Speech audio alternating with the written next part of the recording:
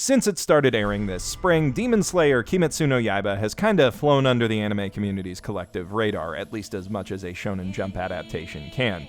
It's obviously been more popular than most of the shows going, and been noted for its stellar production value and stylistic flourishes, but it wasn't really hyped up in the same way that The Promised Neverland, Attack on Titan, and Dr. Stone have been. Last week, that changed in a big way, as fan reactions to the fight at the end of episode 19, which I'm planning to give the full Animele treatment soon, pushed the series to Twitter's trending tab and to the top of our anime. And with good reason. It was a phenomenally executed fight that served as a perfect capstone to an equally phenomenal story arc. One of the rare events in anime so good that it didn't just increase my hype for what's to come, it also helped me better understand and appreciate what the series was going for leading into it. So today, before I dig into the gritty, spoilery details of that specific fight, I'd like to examine what makes the show so damn good in general. If you'd like to see for yourself, you can of course watch all of Demon Slayer right now using today's sponsor, Crunchyroll. Now let's start with the obvious advantages this series has. As a ufotable show, Demon Slayer's CGI backgrounds are of course breathtaking, and the traditional animated elements are impeccably composited into them. For wide shots, the show sometimes uses high-quality CG rigs of its main characters that manage to look just as good as the hand-drawn bits, if not better. It is one of the most technically impressive digital anime series I've ever seen, and it has a distinctive artistic sensibility to back that prowess up. Like many shonen anime, Demon Slayer's action scenes are peppered with flashy effects, but not because its heroes use flashy superpowers. The Demon Slayers are almost regular swordsmen, not magicians or aliens, so impressionistic elemental effects are used to add character to their sword techniques as a sort of visual metaphor. Tanjiro's sword flows through his foes like water. Zenitsu's strikes fast like lightning. As our heroes fight, they paint the battlefield with these elements, and the effect is really something to behold. Besides making these more grounded fight scenes look anime beautiful, this also allows us as viewers to intuitively understand the differences in their fighting styles without needing lengthy explanations of technique. It's a brilliant action conceit that feels decidedly novel in the modern Dragon Ball-influenced shonen landscape. Still, even with all it has going for it aesthetically and conceptually, Demon Slayer's real strength lies in its characters and its confident, thematically driven storytelling.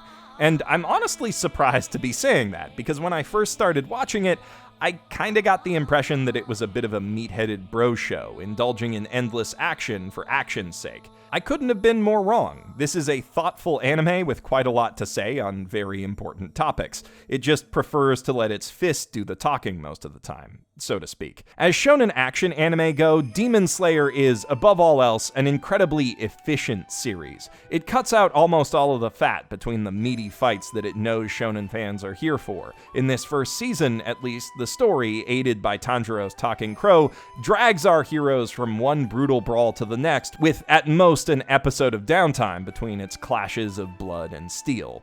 Now, that pure fight-focused structure could very easily become exhausting and tedious if handled poorly. There's a reason that My Hero Academia takes significant time off for dorm decorating and other less combat-driven story arcs, and gives its big fights a lot of build-up before letting fists fly. But Demon Slayer does an impeccable job of using those conflicts to advance its central themes and character arcs, ensuring that each battle really means something and moves the plot forward in substantial ways. Tanjiro's very first fight with Tomioka establishes his resourceful, self-sacrificing nature and demonstrates the strength of his bond with Nezuko. Their fight with the Temple Demon on the way to meet Urokodaki reinforces that bond and shows us that Nezuko is a force to be reckoned with in her own right. The mountain training arc takes Tanjiro on a long, spiritual journey to discover his own inner strength, while the survival test that follows shows us how much he's grown and demonstrates the incredible empathy that defines him as a character. The fight with the Shadow Demon clone triplet guys introduces the concept of blood demon magic that will serve to differentiate each villain moving forward, as well as some clever alternative uses for Tanjiro's sword techniques, and shows us how effective he and Nezuko can be as a team. The Asakusa arc officially puts our heroes on the big bad's radar very early on for this kind of show, while subverting our expectations of what kind of monster he is, showing how he manipulates his followers, and establishing that other good demons do exist outside of his control. The Drumhouse battle gives us a proper introduction to a pair of wonderful supporting characters in Zenitsu, who's basically Ultra Instinct Shaggy with a bit of Mineta mixed in, and the very, very good boy Inosuke. It also expands on the hierarchical structure of Kibutsuji Muzan's demon society, and the psychological toll that his manipulation and intimidation tactics take on those who fall short of his expectations and are abandoned by him. That toll becomes the focal point of the Natagumo Mountain arc, which throws Tanjiro, Zenitsu, and Inosuke up against a family of spider-like demons led by one of Muzan's top soldiers, the 12 Demon Moons. In terms of making the grander narrative function, this arc establishes an upper limit to each of our heroes' abilities and the huge gap between them and the elite pillars, which shows us just how far Tanjiro has left to go if he wants to accomplish his quest of collecting the blood of the Demon Moons and curing Nezuko. While it's doing all of that more mechanical storytelling stuff, the arc also explores some heavy themes. It becomes clear early on that the members of the Spider Clan aren't exactly a happy family. As the mother tries and fails to use her spiderweb puppets to kill the demon slayers on the mountain, a single word from her son about telling father of her failure sends her spiraling into abject terror. And when Tanjiro catches up with her, she's all too happy to embrace death rather than facing her family. Without spoiling too much, the entire Spider household is the creation of a mind that does not comprehend love and that is not willing to give it, but still desperately wants to be loved. Because he can't come by it honestly, the head of the household chooses to take what he wants by any means necessary, forging a bond of terror within his fake family, whose fear of him is second only to their fear of the outsiders he protects them from. That fear keeps them isolated from the outside world and from each other, which leaves their tormentor as their only real human connection. It's a textbook pattern of abuse, and it couldn't stand in starker contrast to the love that Tanjiro shares with Nezuko and the rest of his family, as well as the bond of friendship he's beginning to forge with his companions. That conflict between fear and love lies at the core of Demon Slayer's narrative, creating a consistent through line through all of its fights and story arcs. At every turn, Tanjiro shows that he's willing to give his all to support and protect the people he cares about, and that kindness inspires all of them, even the boorish Inosuke and the cowardly pervert Zenitsu, to do the same for him. Tanjiro's sword skills and superhuman sense of smell are nothing to sneeze at, but time and again, it's that love that really saves his neck. It's implied to be what helps Nezuko get a grip on herself when she first transforms into a demon, and when Tomioka is about to slay her, it's only witnessing how far the siblings will go to protect each other that stays his blade. When he's knocked out fighting the hand demon, Tanjiro is roused back into action by his dead brother's voice, and the examples go on and on. Demon Slayer's fights are varied and fascinating, pitting relatively realistic swordplay against stand-like supernatural threats to create a unique and unpredictable dynamic.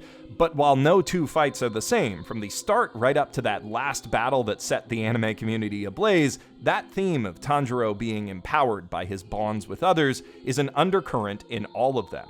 Also ever present is our hero's compassion for everyone around him, including the monsters he must fight. Almost every demon is shown to have some pain buried deep within them, glimmers of the people who they were before their humanity was stolen from them. And because of his connections to Nezuko, Tanjiro is able to see that humanity inside of them and find ways to comfort them in their final moments. This gives every fight in the show a sort of beautiful, bittersweet aftertaste. There's a surprising nuance in how the demons are written here. They're painted as sympathetic figures with comprehensible motivations, but the series is careful to never let that excuse their actions. They've killed people, ruined lives, and they will keep doing so until they are stopped by any means necessary. They are demons, and they must be slain, but Tanjiro can at least carry out that task with kindness rather than cruelty, understanding that the pain they cause doesn't invalidate their own inner pain. Of course, most demon slayers don't have a Nezuko and thus have no reason to share this sentimental outlook. Many of the rank-and-file soldiers we meet on Natagumo Mountain express an outright mercenary attitude toward their work, seeking to climb the ranks and increase their pay by scoring easy kills on weaker demons. The guy who stumbles on Tanjiro's argument with the Spider Kids is downright excited for the opportunity to kill a child he knows nothing about. The hunters who chase down the younger spider sister in her flashback have a similar attitude. They don't see the human side of the demons or understand their individual suffering. To them, they're just monsters who need to be put down. And that attitude does make a lot of practical sense when you're trying to mitigate the threat posed by demons as a whole. But how does somebody with that viewpoint deal with Nezuko or Lady Tamayo and Yushiro? And will the Corps' attitude change should Tamayo ever complete her cure? If rehabilitation becomes an option, is the model of justice through punishment that the Slayers adhere to still the best method of handling demons? Or does it become unnecessarily cruel? If you'll permit me the audacity to venture a guess as to where this very long story that's barely started is going, I've got a feeling that at some point in the series, those questions are going to throw Tanjiro into conflict with his fellow hunters. With how hard the series pushes its themes of compassion, love, and understanding, I have a hard time believing that it's driving to so simple a conclusion as stop all the bad demons by killing them dead. Right at the start of the series, Urokodaki plants this suggestion in Nezuko's head to pacify her a bit. All humans are your family.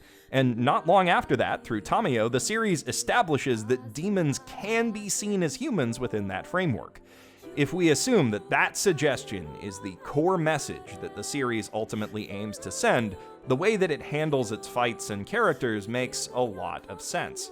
If everyone is your family, then you should show them kindness and respect, even if they're doing something bad that you need to put a stop to. Right now, the greatest kindness that Tanjiro can show his foes is to kill them painlessly, using a technique that Urokodaki taught him, I might add. But if he were able to save them all, or at least give them a chance to redeem themselves, I think he'd do it without question. Even if the series doesn't go there, though, I really like what Tanjiro represents as a hero.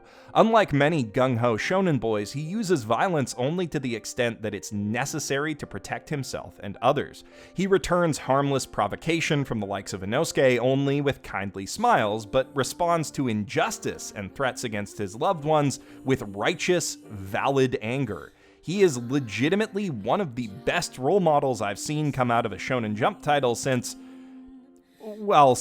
Emma in the Promised Neverland, which wasn't that long ago, but they're both welcome outliers in an imprint and a genre that tends to over-glorify violence and aggression.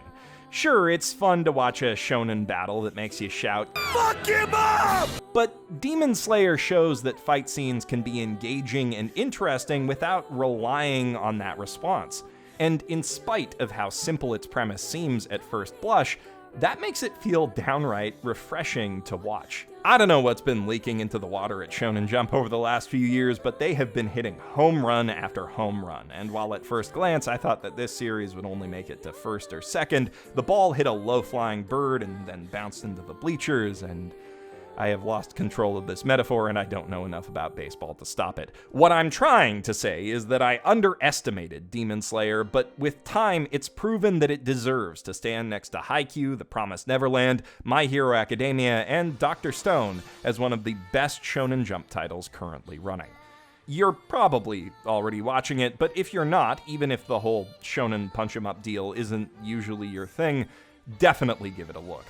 As I said at the top of this video, Demon Slayer Kimetsu no Yaiba is being simulcast on today's sponsor, Crunchyroll, so if you sign up for a 14-day free trial at crunchyroll.com/basement, you can get caught up on the whole series right now and catch the next episode as soon as it airs. Plus, they have hundreds of other anime, new and old, for you to watch while you're waiting for that to drop.